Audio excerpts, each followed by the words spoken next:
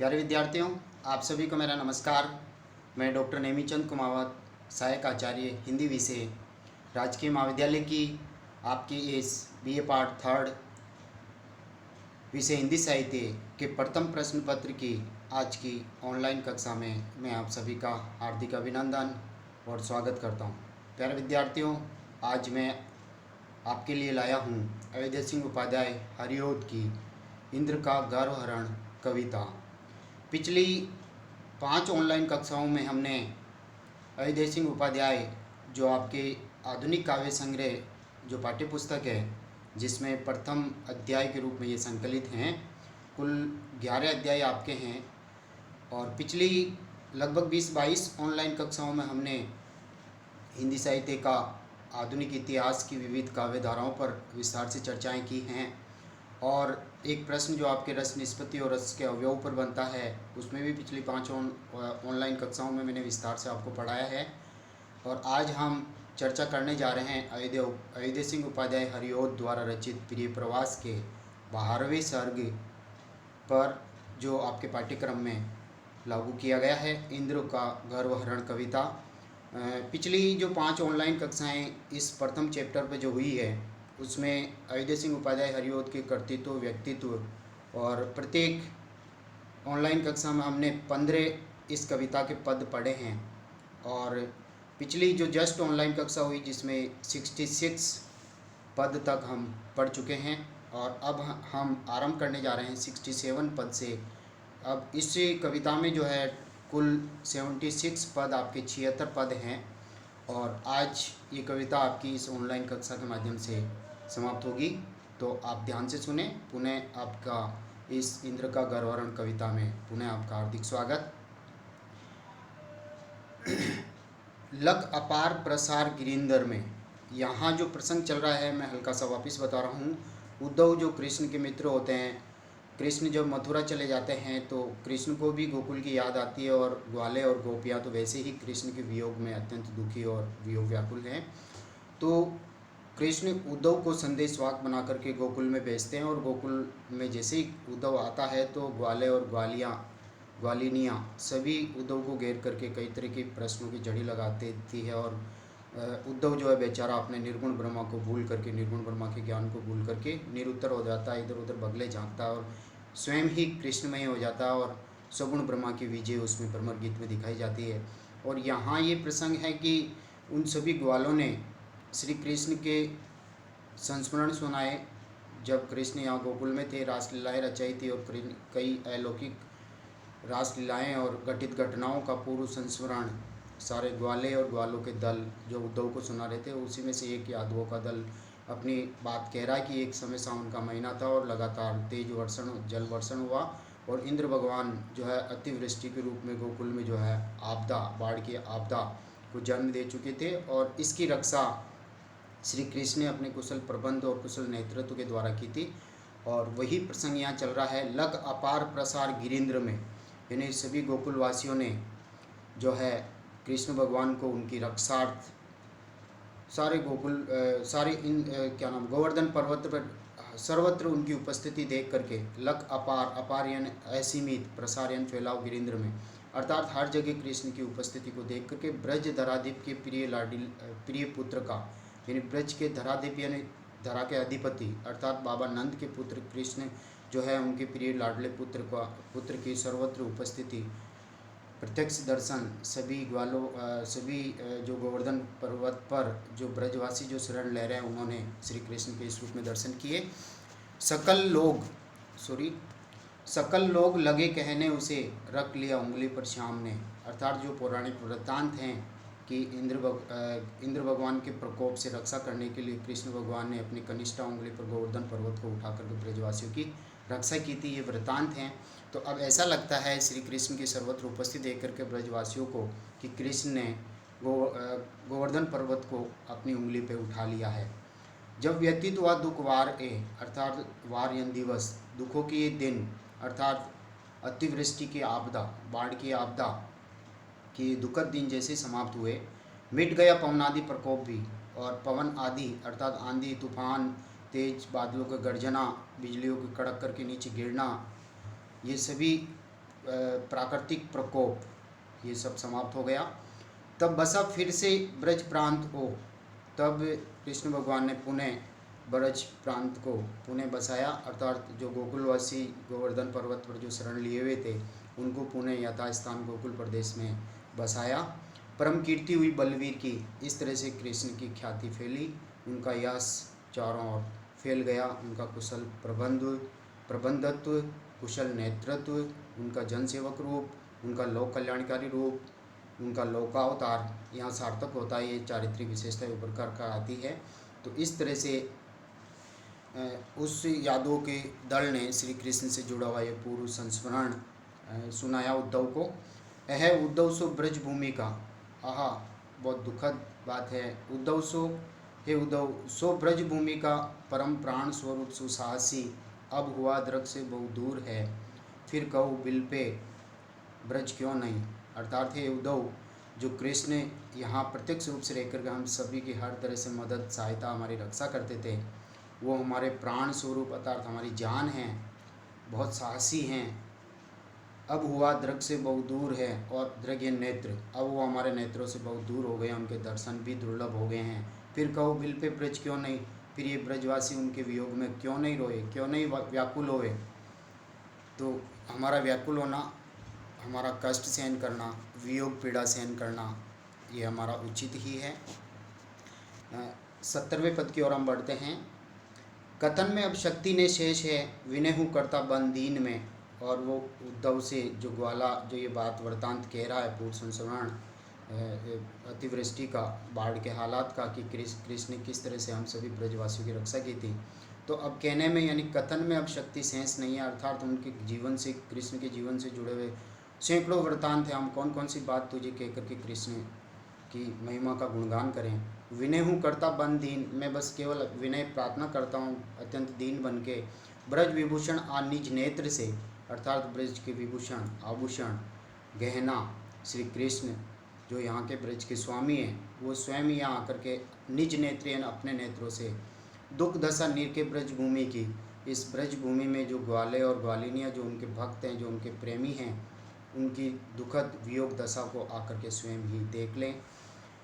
सलील प्लावन से जिस भूमि का, अर्थात जल के फैलाव से, बरसात यानी बाढ़ के हालात से, अतिवृष्टि के हालात से जिस ब्रज भूमि का सदैव होकर रक्षण तक किया, सदैव दयावान होकर के कृष्ण हम लोगों पर कृपा करते हुए सारी ब्रज भूमि की उन्होंने रक्षा की थी, ब्रजवासियों को बचाया था। एक भी ब्रजवासी का प्राणांत नहीं हुआ, कोई भी मृत्यु को प्राप्त नहीं हुआ। कृष्ण के कुशल प्रबंध से सबकी रक्षा की थी। आज वही ब्रज की धरा, और आज कृष्ण के न होने के कारण उनकी कमी खल रही है, और आज वही ब्रज की भूमि जिसकी उन्होंने दयावान होकर के रक्षा की थी, नयन नीन प्रवाह निमग्न है। पहले तो इंद्र के प्रकोप से जो है प्रकृति क्रोधित हुई थी, और जलवर्षण से बाढ़ के हालात बने थे जिसमें ब्रजभूमि डूब रही थी, और आज नयन नीर अर्थात उनके वियोग में हम रो रहे हैं, व्याकुल हो रहे हैं, तड़प रहे हैं। हमारा आंखों से जो अश्रुधारा जो प्रवाहित हो रही है, उसमें पूरी ब्रजभूमि डूबी हुई है। अब कौन हमारी रक्षा करे, अर्थात इस दुख रूपी सागर से कौन हमें उबारे, हमारी रक्षा कौन करे। अगले 72 वाले छंद की हम बढ़ते हैं। वशस्थ छंद। समाप्त जो ही इस यूथ ने किया, यूथ यानी ग्वालों के इस समूह ने जैसे ही अपनी बात, अपना वृतांत, कृष्ण के जीवन से, यश गाथा से जुड़ा हुआ वृतांत जैसे ही सुना करके, उद्धव को सुना करके बात अपनी पूरी की, अति प्यारे अपने प्रसंग को, बहुत ही प्यारा कृष्ण जीवन से जुड़ा हुआ ये प्रसंग जैसे उसने समाप्त किया, लगा सुनाने उस काल ही उन्हें स्वेकीय बातें फिर अन्य गोपियों और अन्य ग्वाले भी इसी तरह के अपने जीवन में कृष्ण जो है किस तरह से मदद करते थे, किस तरह से हमारे रक्षक थे, किस तरह से हमारे स्वामी थे, और हर दुख कष्ट पीड़ा का उन्होंने निवारण किया था। इसी के वृतांत ऐसे ही प्रसंग संस्मरण अन्य ग्वाले भी उद्धव को सुनाने लगे थे। अब वसंत तिलका छंद की ओर बढ़ते हैं। 73 बातें बड़ी मधु और अति ही मनोज्ञा, अर्थात उद्धव अब गोकुलवासियों से कह रहा है कि आपने जो कृष्ण के वृत्तांत से, कृष्ण जीवन से जुड़े हुए ये जो संस्मरण आपने सुनाए, आपकी बातें बहुत ही मधुर हैं, बहुत ही मीठी हैं, अति मनोज्ञ अर्थात मन भावन है। ऐसी बातों को सुनने का मन करता ही रहता है। नाना मनोरम रहस्यमयी अनूठी, आपकी बातें अनुपम हैं, रहस्यमयी है, कई रहस्य उसमें छिपे हुए हैं और मन को भाने वाली है। जो है प्रसूत बहुधी मुखाब्ज द्वारा, जो प्रसूत यानी प्रकट हुई है ये बातें, बहुधी यानी आपके मुखाब्ज यानी मुख रूपी कमल के माध्यम से, आपके मुख रूपी कमलों से ये कृष्ण के वरदान से जुड़े हुए पूर्ण संस्मरण जो अत्यंत सुखद, अत्यंत मधुर, अत्यंत मनोरम हैं, ये आपके मुख से ये बातें प्रकट हुई है वांछनीय वह, अर्थात बहुत ही अच्छी है। सर्व सुखेच्छुकों की, अर्थात ऐसी बातें जो सुन करके जो सुख प्राप्त करते हैं, सुख के इच्छुक होते हैं, उनके लिए वास्तव में बहुत ही अच्छी बातें हैं ये कृष्ण के वृत्तांत, कृष्ण के जीवन से जुड़े हुए पूर्ण संस्मरण। सौभाग्य है व्यतीत गोकुल के जनों का, गोकुल वासियों का ये बहुत ही सौभाग्य रहा है। व्यतीत, अब आप दुखी हैं, कृष्ण के वियोग में हैं, लेकिन आप लोगों का ये सौभाग्य बना है जो पाद पंकज यहाँ बहुधी आया, अर्थात पाद यानी चरण, चरण रूपी कमल, पंकज यानी कमल, रूपक अलंकार यहाँ पर कृष्ण के चरण रूपी कमल स्वयं ही चल करके यहाँ पर आए, ये आप लोगों का भाग्य है। आप लोगों के साथ उन्होंने कई अलौकिक लीलाएं की है, तो आप बहुत ही बड़े सौभाग्यवान हैं। है भाग्य की कुटिलता वचनों उपयोगी, और ये तो भाग्य की विचित्रता ही है कि वही जो चरण स्वयं आए थे और वही चरण उन्हें अपने मथुरा चले गए हैं, तो ये तो भाग्य की विचित्र है। भाग्य में कब सुख है कब दुख है इसको कोई नहीं देख पाया। ये वचन के लिए बहुत ही उपयोगी है कि कृष्ण हमारे हितैषी थे। होता यथोचित नहीं यदि कार्यकारी, अर्थात जो हम सोचते हैं यथा उचित, क्या हमेशा वो पूरा होता है? अर्थात नहीं, सोचा गया कार्य कभी पूरा नहीं होता है कि कृष्ण सदैव हमारे साथ ही रहे। आप भाग्यवान हैं कि कृष्ण स्वयं चल के यहाँ आए और उनका साथ आपको मिला और उन्होंने हर तरीके आपकी मदद की, आपकी रक्षा की, और आप भी उनके भक्त बने, प्रेमी बने, ये आपका सौभाग्य है। लेकिन जो सोचा जाता है कार्य वे कभी पूरा नहीं होता कि कृष्ण वापस लौट करके आ जाए, यह पूर्ण नहीं होगा। ये भाग्य की विचित्रता, भाग्य बदल जाता है, कभी सुख तो कभी दुख। प्राय विचार उठता और मध्य होगा, आप लोगों के हृदय में ये उद्धव कह रहा है गोकुलवासियों से कि प्राय विचार उठता और मध्य होगा, एक क्यों नहीं वचन है सुनते हितों के, अर्थात अब हमारे हितकारी वचनों को ये उद्धव क्यों नहीं सुन रहा है, या कृष्ण क्यों नहीं सुनते, या कोई भी क्यों नहीं सुनता। अर्थात ये तो भाग्य की विचित्रता, भाग्य की कुटिलता है। हर समय समय हर जगह अपने अनुकूल नहीं रहता, कभी प्रतिकूल भी हो जाता है मुख्य हेतु इसका ने कदापि अन्य, अर्थात उसका कोई दूसरा कारण नहीं है, उसका कारण लो एक श्याम गण की ब्रज को लगी है, बस उसका एक ही कारण है कि कृष्ण के प्रति ललक, कृष्ण के प्रति भक्ति, कृष्ण के प्रति प्रेम जो है ब्रजवासियों को लग गई है, अर्थात कृष्ण के प्रति ब्रजवासियों का लगाव और जुड़ाव हो गया है। इसलिए हृदय में ये विचार उठता है कि कृष्ण हमारे हितकारी वचनों को क्यों नहीं सुने, हमारा भला क्यों नहीं करते, वो दर्शन क्यों नहीं देते, पुण्य वो गोकुल क्यों नहीं आते।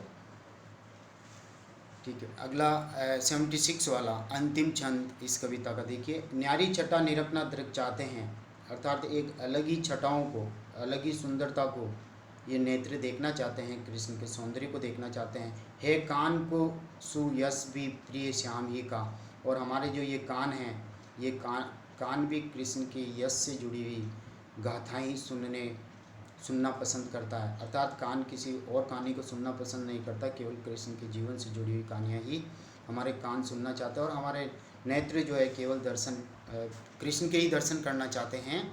गा के सदा सुगुण है रसना अगाती, सर्वत्र रोम में हरि ही रमा है। गा के सदा, अर्थात गा करके सदा केवल कृष्ण के गुणों का ही हम गुणगान करते हैं।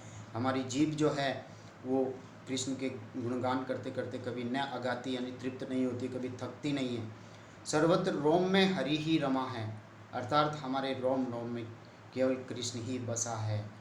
तो ये जो वृतांत है इंद्र का गर्वहरण वृतांत, अयोध्या सिंह उपाध्याय के द्वारा जो प्रिय प्रवास महाकाव्य लिखा गया, खड़ी बोली हिंदी का पहला महाकाव्य 1914 में प्रकाशित होता है, और इसका 12वां सर्ग आपके पाठ्यक्रम में यहाँ पर दिया हुआ है।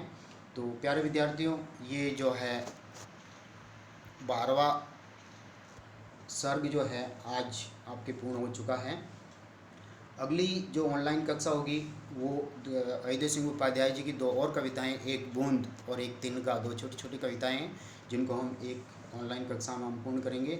तो प्यारे विद्यार्थियों, अब चर्चा करता हूँ कि मैं प्रश्न कैसा आएगा इसके ऊपर। आपकी मुख्य परीक्षा में जो प्रश्न आएगा कि प्रिय